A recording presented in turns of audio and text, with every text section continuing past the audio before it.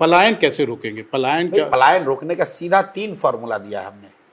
बिहार के पलायन को अगर आपको समझना है तो ये समझना है कि पलायन के क्या पहलू हैं।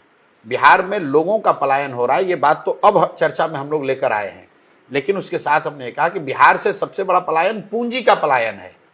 बिहार से क्या आपको मालूम है कि बैंकों से हर साल 2.5 लाख करोड़ रुपया यहां से ट्रांसफर किया जाता है, जो आपका हमारा पैसा है।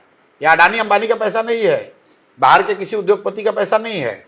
बिहार के लोग जो पैसा अपना बैंक में यहां जमा करते हैं, हर साल बिहार से 2 से 2.5 लाख करोड़ रुपया बैंक वाले दूसरे राज्य में ट्रांसफर करते हैं, जो कि नियम के खिलाफ है। क्योंकि नियम यह है कि बैंक में जितना पैसा जो जहां रखता है, वहां 70% पैसा बैंक को वापस ऋण के तौर पर देना है, बिजनेस के लिए, कृषि के लिए, रोजगार के लिए, घर के लिए, गाड़ी के लिए। तो बिहार में वो देता ही नहीं है। तो पहली बात हम लोग ये कह रहे हैं कि इस पूंजी के पलायन को रोका जाएगा, और ये बैंकों का एकाधिकार नहीं है। बाज़ाब्ता मुख्यमंत्री के चेयरमैनशिप में कमेटी है, जिसका काम है ये देखना कि CD रेशियो 70% रहे। मतलब 100 रुपया अगर बिहार के लोग बैंक में जमा कर रहे हैं तो कम से कम 70 रुपया बैंक वापस ऋण के तौर पर दे।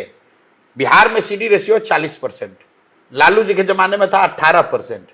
आप जरा अंदाजा लगाइए, अगर हर साल बिहार के लोगों को रोजी रोजगार करने के लिए 2-2.5 लाख करोड़ रुपया एक्स्ट्रा मिलने लगे तो कितने ज़्यादा रोजगार के अवसर पैदा होंगे। तो हम लोगों ने जो 3 पॉइंट प्रोग्राम दिया है कि पूंजी के पलायन को रोककर बुद्धि का पलायन रोका जाएगा। जिस दिन बुद्धि और पूंजी का पलायन रुका, श्रम का पलायन अपने आप रुक जाएगा। दूसरी बात हम लोगों ने कहा कि बिहार में मनरेगा को हम कृषि से जोड़ेंगे।